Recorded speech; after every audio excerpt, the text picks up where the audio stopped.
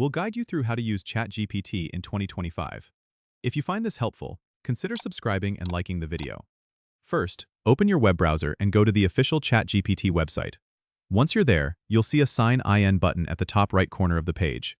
Click it and enter your login details. If you're new, there's an option to create an account. Just follow the prompts to sign up. After signing in, you'll be taken to the main dashboard. Here, you'll find a chat button. Click it to start a new conversation with ChatGPT. In the chat window, you can type your questions or commands. Press Enter to send your message. ChatGPT will respond in real time with helpful information. If you want to adjust the settings, look for the settings icon, usually represented by a gear. Click it and you can customize your experience, like changing the language or adjusting the response style. To access more features, such as history or saved chats, click on the profile icon. This is where you can manage your account details and see past interactions. If you ever need help, there's a help section accessible through the main menu.